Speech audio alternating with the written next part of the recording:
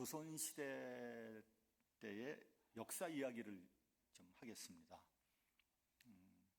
사도세자라는 사람이 있었습니다. 영조 임금의 아들이면서 세자였는데 뒤주에 갇혀서 죽게 되죠. 뒤주라는 것은 그 쌀을 간직하는 그런 나무 상자, 거기에 갇혀서 왕자가, 세자가 죽게 된 거죠.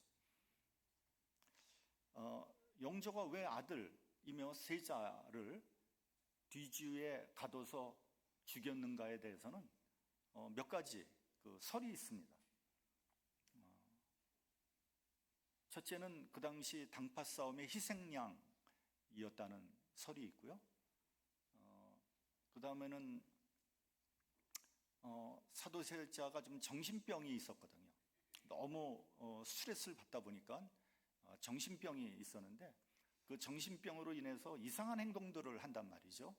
사람도 죽이고 막 이래서 그런 것 때문에 영조가 죽였다는 그런 설이 있고요. 또 자기 아버지 영조에게 반란을 일으키려고 했다, 뭐 이런 설도 있습니다. 어쨌든 사도세자는 죽었고 우여곡절 끝에 그의 아들 정조가 1776년 조선의 22대 왕으로 등극을 하게 됩니다. 근데 사도세자를 죽이는데 앞장섰던 노론이라는 파의 반대를, 그 극렬한 반대를 뚫고 왕위에 오른 정조는 첫날부터 그 당시 금기어이었던 나는 사도세자의 아들이다 라는 말을, 폭탄 선언을 하게 됩니다.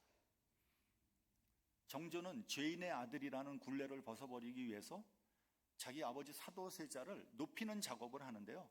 그 첫 번째 작업이 뭐냐면 사도세자의 무덤을 수원으로 옮겨서 현룽원이라고 존숭을 합니다. 이게 왕으로 또 세우고 높입니다. 그리고 수원에 신도시를 만들게 되는데 그것이 지금 남아있는 수원 화성입니다. 사실은 수도도 한양에서 수원으로 옮기려고 했는데 그 뜻은 이루지 못했습니다. 정조는 아버지의 묘소를 옮기면서 최소한 1년에 한 차례 정도는 수원을 방문하게 되는데 가장 큰 어려움은 그 대규모 왕의 행차가 한강을 건너는 일이었어요. 뭐 그 당시에 한강 다리가 있는 것도 아니고 어떻게 수천 명 되는 대규모 인원과 장비를 가지고 한강을 건널 수 있느냐 하는 거예요. 그 해결책은 배들을 쭉 연결해서 다리를 만드는 소위 배다리 건설 프로젝트라는 것을 했습니다. 그것은 뭐냐면요, 배들을 한강이 이렇게 쭉 흐르는데 배들을 가로로 쫙 늘어놨습니다. 그리고 닷을, 앵커를 깊이 박아서 움직이지 못하도록 고정시키고요, 배들을 굵은 밧줄로 다 연결시켰어요. 그러니까 움직이지 못하게 그렇게 해놓은 거죠. 거기다가 길이로 나무를 쫙 깔았어요. 그리고 그 위에 송판으로, 그러니까 소나무 판자로 가로로 쫙 또 깔았어요. 그리고 그 송판 위에 가마니에다가 흙을 집어넣어서 그 위에 깔았어요. 그리고 다졌어요. 그리고 그 위에 잔디를 깔았어요. 그러니까 배다리를 쫙 놓고요, 나무 흙 쫙 하고 그 위에 파란 잔디를 깔았던 거죠. 그리고 거기가 양옆이 이제 강이니까 그 양옆에 난간을 설치했습니다. 그리고 그 다리 입구와 그 마지막 끝하고 중간에 홍살문이라는 것을 설치합니다. 그 홍살문은 왕이 행차하는데 지나가는 신성한 공간이라는 것을 의미하는 거예요.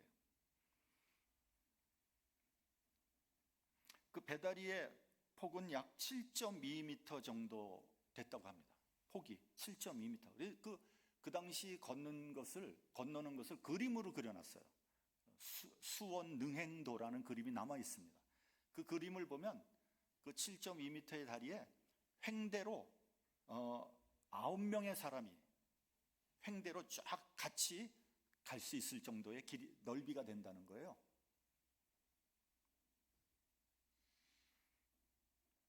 그래서 그 왕의 행차가 수원까지 갈 수 있었던 거죠. 옛날에는요, 왕이 행차하기 위해서는 새롭게 길을 놨다고 합니다. 그것을 왕도라고 합니다. 영어로는 킹스 하이웨이. 왕이 행차하려면 먼저 길을 닦아야 되는 거예요. 왕의 권세에 합당한 번듯하고 넓은 길을 닦아야 합니다. 그렇겠죠. 뭐 왕이 좁은 길, 고불고불한 길을 뭐 요리조리 피해서 갈 수는 없는 거 아닙니까? 세계는 로마로 통한다, 이런 말이 있습니다.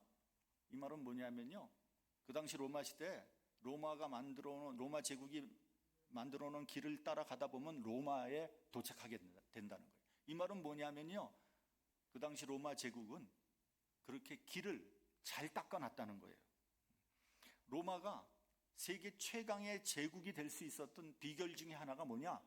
길을 잘 닦아놓은 거예요. 그래서 많은 사람들과 물류가 그 길을 통해서 왕래한 거죠. 문화가 발달되고 문명이 발달되게 되는 거죠. 여러분, 미국이 지금 우리가 차를 타고 나가면 미국 길이 얼마나 잘 돼 있어요. 고속도로 타고 가면 뭐 어디든지 다 갈 수 있어요. 세계에서 아마 미국처럼 길을 잘 닦아 놓은 곳은 없을 거예요. 옛날에 서부하고 동부가 이렇게 뭐 얼마나 멉니까? 미국이 처음으로 설치한 게 뭡니까? 철도 아닙니까? 철도. 그걸 통해서 미국이 발전하게 됐고요. 철도를 놓는데 가장 많이 희생을 한 사람들이 누구예요? 중국 사람들이에요. 꾸리. 여러분, 북한에 가면요, 평양과 개성에 고속도로가 있는데 형편없다고 합니다. 길이 파이고 속도를 낼 수가 없대요.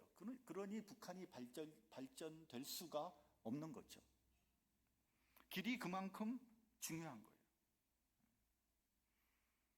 지금도 유럽에 가면 2000년 전에 로마 제국 때 만들어 놓은 길들을 많이 발견할 수 있다고 합니다. 지금도 그 길을 사용하고 있대요. 먼저 길이 잘 닦여져 있어야 됩니다. 여러분, 길이 없으면 아무 일도 일어나지 않아요. 이 세계의 역사적인 대사건도 길과 함께 일어났다는 것을 알아야 합니다. 우리 본문 4절을 같이 봉독을 하겠습니다. 본문 4절. 자, 시작. 선지자 이사야의 책에 쓴 바 광야에 외치는 자의 소리가 있어 가로되 너희는 주의 길을 예비하라. 그의 첩경을 평탄케 하라. 광야에 외치는 소리가 있는데 주의 길을 예비하라. 그 첩경을 평탄케 하라고 그랬어요. 근데 여기서 나오는 이 주의 길은요, 어떤 물질적이고 가시적인 길만 얘기하는 것이 아닙니다. 사실은 이 길은 마음의 길을 의미하는 거예요. 주여 어서 오시옵소서, 주님을 환영하는 마음가짐을 말씀하는 거예요. 인격과 인격의 만남을 위해서 마음의 문을 활짝 열고 영접할 때 아름다운 사건이 일어날 수 있는 거죠. 여러분, 인간과의 관계 마찬가지 아닙니까? 우리가 서로 마음의 문을 열 때 그 사람과 나와 좋은 관계가 이루어지는 거 아닙니까? 마음의 문이 열리지 않으면요, 아무 일도 일어나지 않아요. 같은 교회에서 있다고 할지라도 서로 마음의 문을 닫고 있으면 무슨 일이 일어나겠습니까? 우리가 학교 다닐 때 누구나 존경하는 선생님 한 분 정도는 다 있을 것입니다. 저는 고등학교 다닐 때 역사 선생님을 굉장히 좋아했어요. 제가 그렇지 않아도 대학에 가면 역사학을 공부하려고 했었는데, 그래서 그런지 역사 선생님이 되게 좋더라고요. 제가 굉장히 존경했어요. 나도 나중에 학교를 졸업하고 나서 저렇게 훌륭한 역사 선생님이 돼야지, 그렇게 생각을 했어요. 여러분, 예배도 마찬가지입니다. 말씀을 사모하고 은혜를 사모해야지 뭔가 역사가 일어나는 거예요. 목사가 별로 존경스럽지는 않지만 그래도 목사를 좋아하고 사모해야지 그 목사를 통해서 하나님의 은혜를 받게 되는 거예요. 하나님은요, 사람을 통해서 은혜를 주시고 역사하시는 거예요.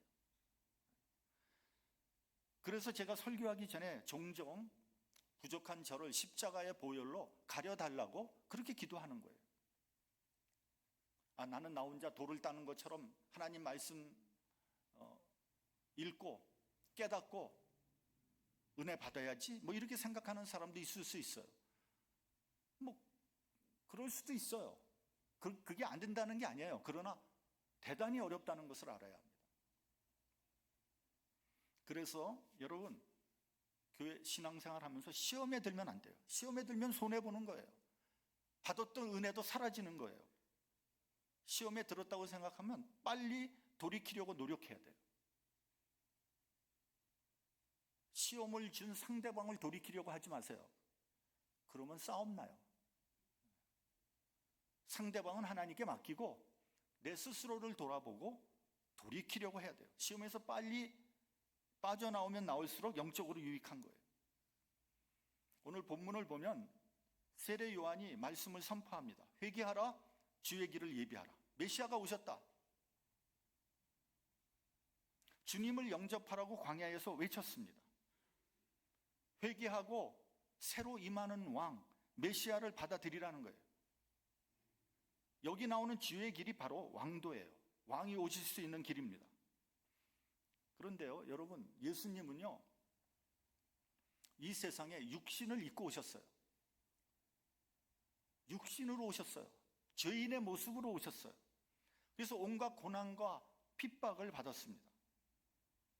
마리아가 아기를 낳을 때 방이 없어서 말구유에서 태어났어요. 이 말이 뭐냐면요, 천덕꾸러기로 태어났다는 거예요. 예수님은요, 고귀하게 태어나신 분이 아니에요. 천덕꾸러기로 태어났어요.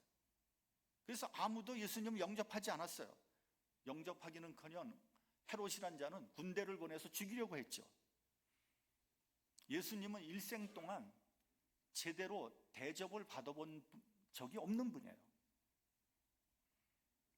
그러나 여러분, 예수님은 왕 중의 왕이십니다. 예수님을 영접하려면 먼저 내 마음에 왕의 길이 열려야 되는 거예요. 나의 왕으로 모셔드려야 되는 거예요. 그것이 은혜 받는 거예요. 내 마음에 왕의 길이 열리지 않으면 은혜 받을 수 없어요. 여러분, 예수님은 내가 필요할 때 갖다 쓸 수 있는 분이 아니에요. 예수님은 나에게 복을 주려고 존재하는 분이 아닙니다. 신앙은요, 나 중심이 아니에요. 나 중심으로 믿는 것을 뭐라 그러느냐 하면요, 우상이라고 하는 거예요. 나 중심으로 믿는 신앙.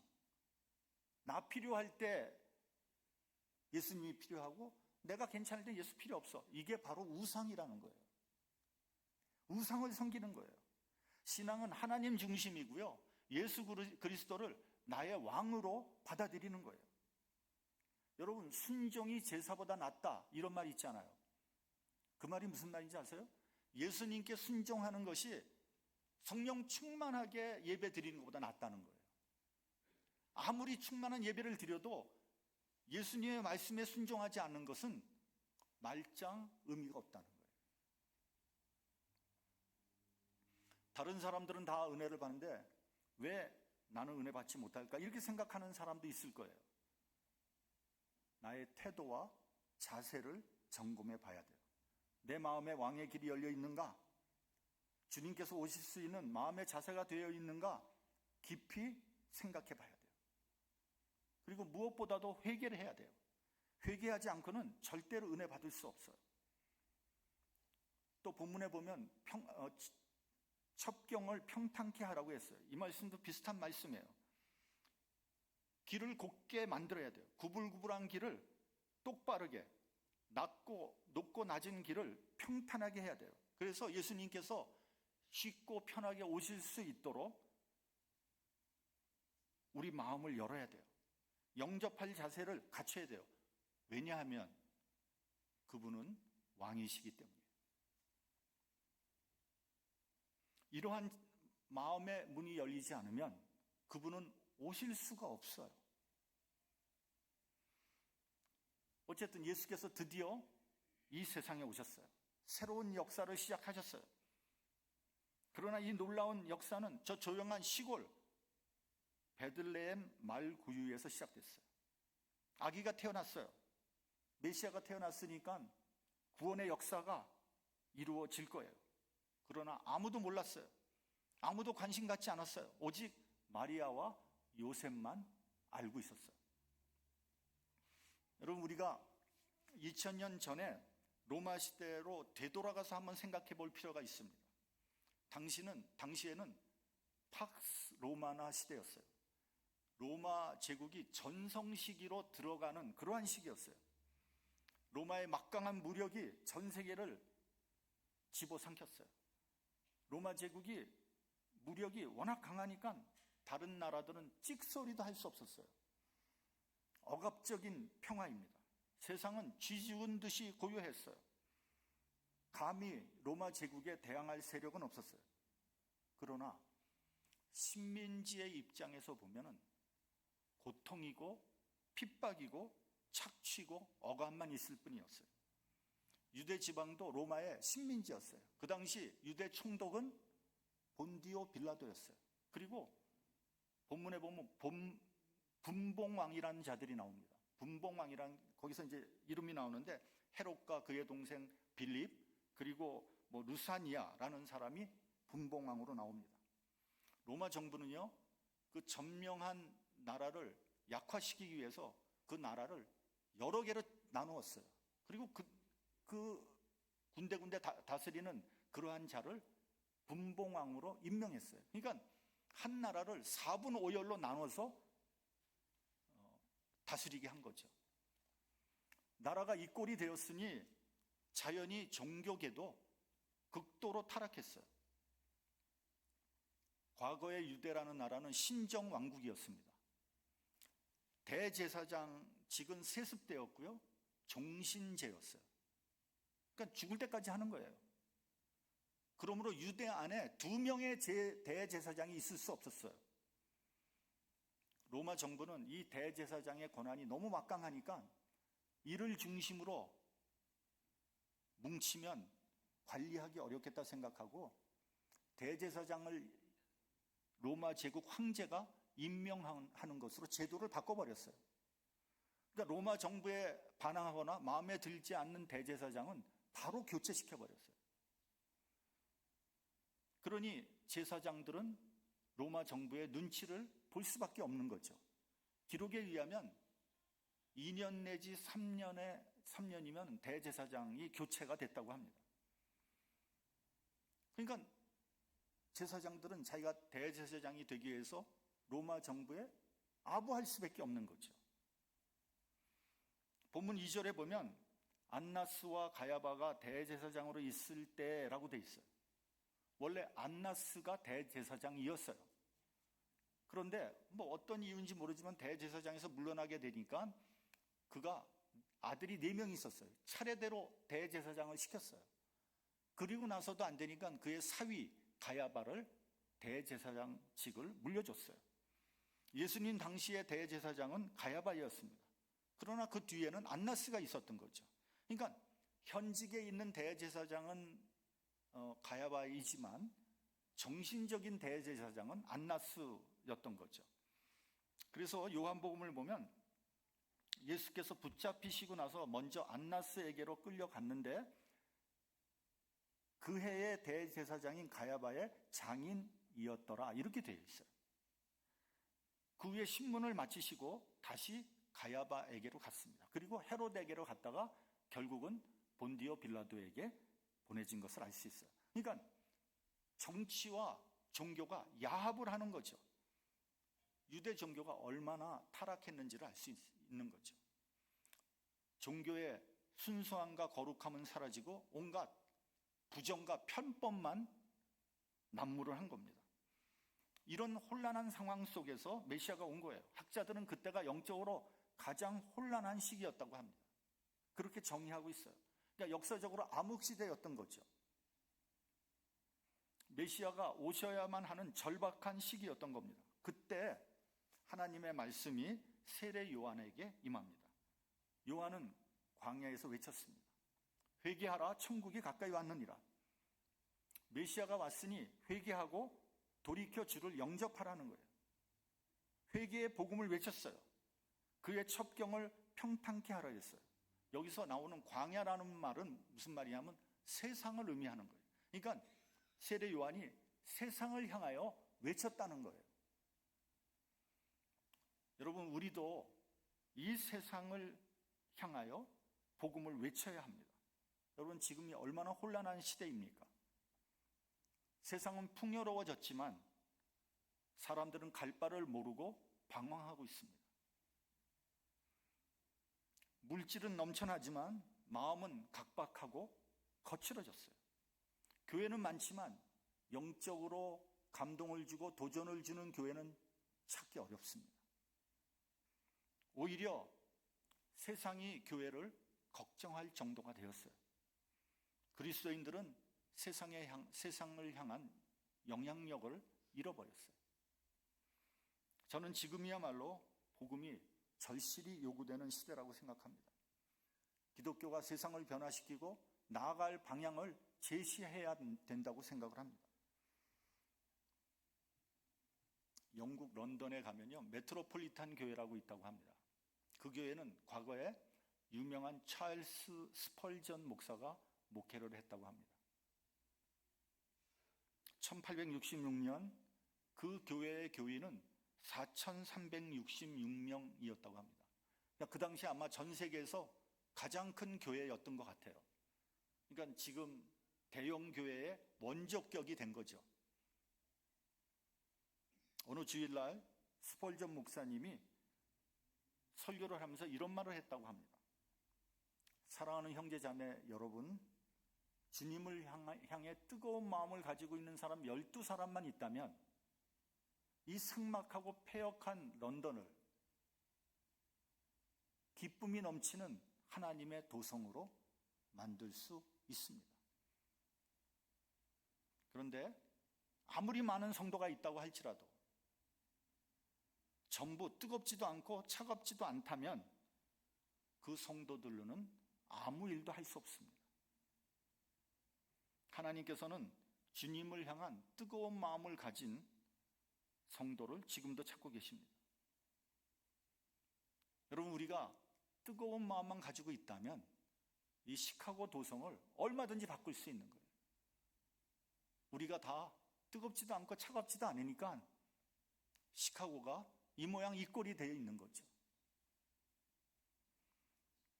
본문을 보면 첩경을 평탄케 하라고 했습니다. 어떻게 해야지 평탄케 되는 겁니까? 4가지를 말씀하고 있습니다. 첫째는 모든 골짜기를 메우라고 했어요. 여러분, 우리 마음속에는 깊은 골짜기가 있습니다. 우리에게는 상처의 골짜기, 분노의 골짜기, 불신의 골짜기, 피해의식의 골짜기, 여러 가지 골짜기가 있습니다. 많은 사람들이 그 골짜기에 빠져서 한 발자국도 빠져나오지 못하고 있어요. 이런 말 하면은 좀 미안한 말이지만, 여성들한테 좀 미안하지만, 여성들은 특별히 시집 식구들하고 갈등이 상당히 있습니다. 그래서 어떤 사람은 시자만 나와도 경기를 낸다고 합니다. 그래서 시금치도 싫어한다는 거 아니에요? 그런 상처를 치유받아야 돼요. 그런 골짜기가 있는 한 주님께서 내 심령의 주인으로 오시기 어렵습니다. 치유받기 위하여 먼저 회개해야 돼요. 그리고 주님 앞에 내 마음의 문제를 내려놔야 합니다. 치유하시는 주님의 은혜를 받아야 돼요. 주님은 어떠한 상처도 어떠한 고민도 치유하실 수 있습니다. 왜냐하면 주님은 십자가에서 이미 고난을 통해서 수많은 상처를 받았고 극복하신 분이기 때문입니다. 그래서 주님을 다른 말로 뭐라 그러냐면 wounded healer, 상처받은 치유자라고 부르는 거예요. 수많은 상처를 받으셨기 때문에 우리를 치유할 수 있다는 거예요. 저는 제가 별로 좋아하지 않는 인물인데 이미 고인이 된 스티브 잡스라는 사람에 대해서 이야기하고 싶습니다. 그는 1955년에 미혼모의 아들로 태어나서 잡스 부부에게 입양이 됐어요.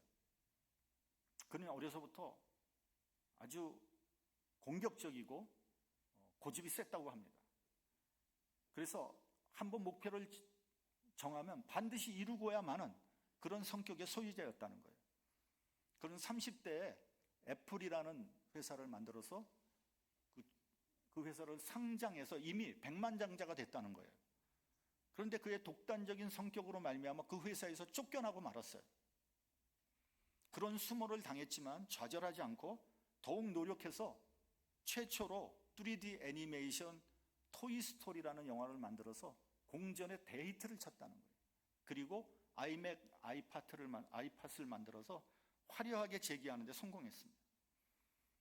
그는 자신을 내쫓은 애플 컴퓨터를 비난했던 과거에서 벗어나서 피나는 노력을 해서 더 큰 성공을 이뤘고요. 다시 애플 회사로 들어가서 세계적인 기업 애플을 만들어 놓은 거죠. 그 상처의 깊은 골짜기를 넘어서 엄청난 성공을 이룬 거예요. 우리에게는 보이지 않는 상처들이 있습니다. 그 상처를 극복하지 못하면요, 그 인생 실패하고 마는 거예요. 둘째, 산이 낮아져야 돼요. 산은요, 뭘 의미하냐면 자랑과 교만을 의미하는 거예요. 자랑하고 교만한 사람은요, 자기가 그만큼 부족하고 못났다는 것을 드러내는 거에 다르지 않습니다. 여러분, 자랑하는 거 한번 생각해 보세요. 뭘 자랑하는지. 예를 들면 지식, 학벌, 집안, 물질, 자녀들 자랑하고, 또 심지어는 손주들도 자랑하잖아요. 자랑하지 마십시오. 자랑하는 것은 내가 그만큼 부족하다는 것을 광고하는 것과 다르지 않아요. 진짜 실력 있는 사람, 진짜 능력 있는 사람은 자랑하지 않습니다. 진짜 돈 많은 사람 자랑하지 않아요. 여러분 이병철 씨가 자기 돈 자랑하는 거 봤어요? 절대 자랑 안 합니다. 오히려 없는 사람처럼 행동하죠. 어설프게 가지고 있는 사람들이 자기 좀 봐달라고 자랑하는 거예요. 왜 자랑하지 말라고 그러냐면요, 교만한 사람은요 절대로 예수님의 복음을 받아들일 수 없습니다. 은혜 받을 수 없어요. 교회에서도 보면 자기 믿음 자랑하는 사람들이 있어요. 저는 믿음 자랑하는 사람 치고 제대로 된 믿음을 가지고 있는 사람 여태까지 한 사람도 못 봤어요. 믿음 자랑하지 마세요. 믿음은 자랑하는 게 아니에요. 고린도전서 1장 12절을 보면 십자가에 못 박힌 그리스도는 유대인에게는 꺼리끼는 것이요 이방인에게는 미련한 것이라 그랬어요. 그리스도의 십자가가 꺼리끼는 것이고 미련한 것이라는 거예요. 세상적으로 보면 뭘 자랑해요? 자랑할 게 뭐가 있어요? 모든 산은 낮아져야 돼요. 교만이 꺾여야 합니다. 셋째, 굽은 것이 곧아져야 돼요. 이 모든 것을 좀 삐딱하게 보는 사람들이 있어요. 주님은요, 이런 부정적인 사람 절대로 쓰지 않습니다. 하나님의 사역을 하는 사람들은요, 적극적이고 긍정적인 사람이 돼야 돼요.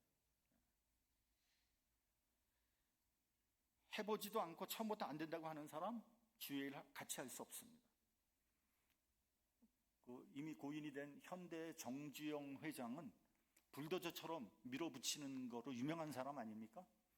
이 사람이 하도 엉뚱한 일을 하니까, 황당한 일을 하려고 하니까 그 밑에 있는 참모들이, 부하들이 막 뜯어 말리는 거예요. 회장님 절대로 그거 안 됩니다. 하지 마십시오. 그러면 그 정주영 회장이 그런 사람한테 가장 잘하는 말이, 항상 하는 말이 뭔지 아십니까? 자네 해봤어? 그 말이래요. 자네 해봤어? 왜 해보지도 않고 못한다 그래?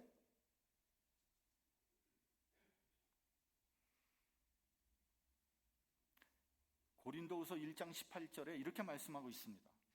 하나님은 믿부시니라. 하나님은 믿을만하다, 이런 얘기예요. 우리가 너희에게 한 말은 예하고 아니라 함이 없노라. 무슨 말입니까? 주의 사역에는 예만 있지 아니오가 없다는 말이에요. 왜냐하면 우리는 하나님을 믿기 때문에 그런 거예요. 내가 하는 것 같죠? 아니요, 하나님이 하시는 거예요. 저는 이 말씀을 묵상하면서 우리 교회 교육관을 건축하는 것이 생각이 났어요. 그 당시에 우리 교회는 재정적으로도 너무 약했고요. 너무 약했어요. 근데 제가 교육관을 짓겠다 그러니까 많은 사람들이 반대했어요. 조직적으로 반대했어요. 맥다날에 모여서 그냥 수근수근거리고 막 반대했어요. 저희 누이도 반대하더라고요. 그거 어떻게 하려고 하느냐?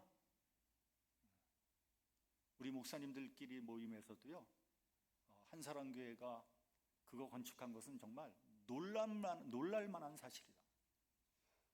지금 건축하려면요, 저거 100만 불도 넘게 들어요. 못합니다, 저.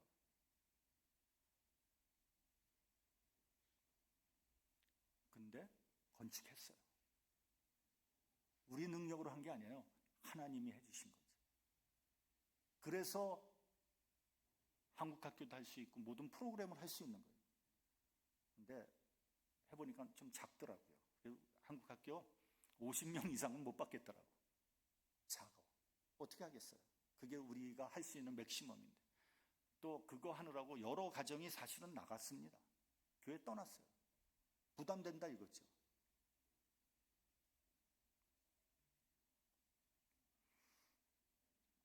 우리는 하나님을 믿기 때문에 할 수 있는 거예요. 그래서 주님 안에는 아니오가 없다는 거예요. 예만 있다는 거예요. 제 말이 아니에요. 고린도 후서에 나오는 말씀이에요. 넷째, 험한 길이 평탄하여진다 그랬어요. 거칠어진 마음이 평탄해져야 돼요. 조급하고 폭력적이고 황폐한 마음이 온유한 마음이 돼야 돼요. 야박하고 인색한 마음이 겸손해져야 돼요. 거칠어진 마음으로는 예수님을 영접할 수 없어요. 인색하고 야박한 그런 마음으로 어떻게 나의 주인인 예수님을 영접할 수 있겠습니까? 불가능한 일이에요. 마리아가 만삭이 된 몸으로 사관에 찾았어요. 아이를 낳으려고. 그래서 사관 주인에게 방이 있냐고 물어봤어요. 주인이 뭐라 그럽니까? 방 없습니다. 돌려보냈어요. 아니, 만삭인 여인, 애를 낳아야 되는 그런 몸을 가지고 있는 여인을 방이 없다고 내보낸다고요? 자기 방이라도 내줘야죠. 얼마나 인색한 사람입니까? 얼마나 야박한 사람입니까? 그 사람은 구세주 탄생의 역사적인 순간을 발로 차버린 거예요. 만약에 그 사람이 자기 방이라도 내줬더라면 성경책에 그 사람 이름 나왔겠어요? 안 나왔겠어요? 하늘나라에 있는 상급은 고사하고 그 사람의 이름은 대대로 아마 기억할 거예요. 정말 하나님에게 큰 상을 받을 거예요. 돌려보냈어요. 인색한 사람, 야박한 사람, 주님을 당신의 왕으로 받아들일 수 없어요. 우리의 마음가짐은 어떻습니까? 골짜기가 메워져야 돼요. 자랑과 교만이 꺾여야 돼요. 왜곡된 마음이 곧아져야 돼요. 인색한 마음이 너그러워져야 돼요. 거친 마음이 온유해져야 됩니다. 그렇게 될 때 주님께서 비로소 우리 심령에 임재하실 수 있게 되는 거예요. 크리스마스 연말 연시를 맞이해서 주님의 은혜가, 은총이 여러분과 여러분 가정에 충만하기를 주님의 이름으로 축원합니다. 기도하겠습니다.